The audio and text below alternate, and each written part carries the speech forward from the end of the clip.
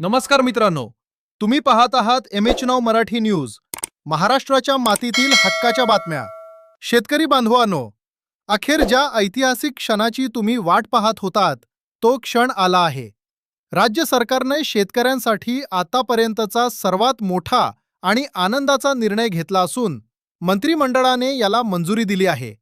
आजची ही बातमी लाखो बळीराजांचे भाग्य बदलणारी आहे.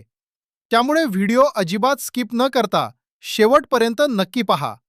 आणि हो, जर तुम्ही आपल्या चॅनलवर पहिल्यांदाच आला असाल तर आत्ताच MH9 मराठी न्यूजला सबस्क्राईब करा आणि बेल आयकॉन दाबायला विसरू नका, जेणेकरून शेतीविषयक अशाच महत्त्वाच्या अपडेट्स तुमच्यापर्यंत सर्वात आधी पोहोचतील.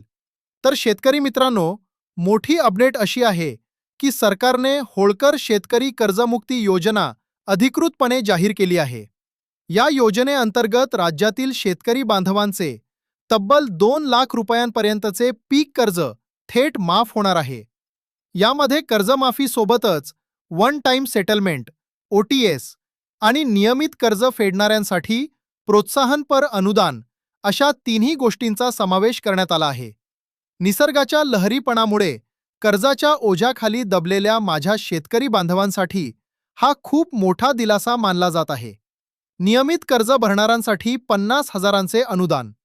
मित्रांनो, सरकारने केवळ थकबाकीदारांचाच विचार केलेला नाही, तर ज्या प्रामाणिक शेतकऱ्यांनी वेळेवर कर्जाची परतफेड केली आहे त्यांना प्रोत्साहन म्हणून 50,300 रुपयांचे अनुदान थेट DBTच्या माध्यमातून बँक खात्यात जमा केले जाणार आहे.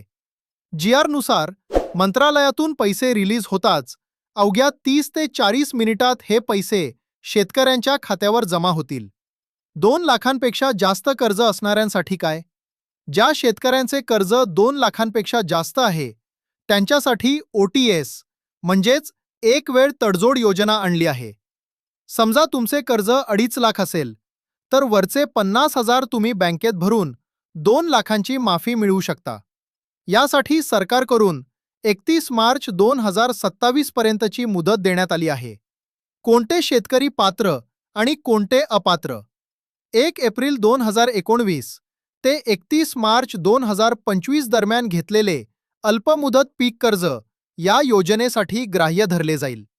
कृषी मंत्र्यांच्या विधानानुसार येत्या 10 दिवसांच्या आत या कर्जमाफीच्या प्रक्रियेला प्रत्यक्ष सुरुवात होणार आहे.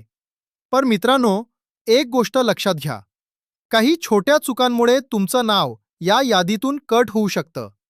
जर तुमचे बँक खाते आधार कार्डशी लिंक नसेल तर तुमचे पैसे अडकू शकतात.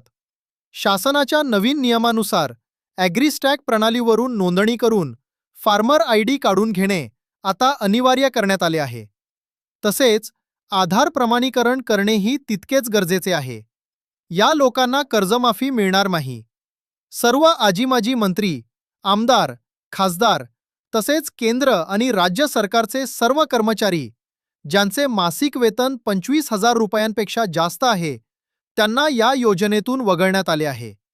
यासोबतच आयकर भरणारे नागरिक आणि 25,000पेक्षा जास्त पेन्शन घेणाऱ्या निवृत्त धारकांनाही याचा लाभ मिळणार नाही.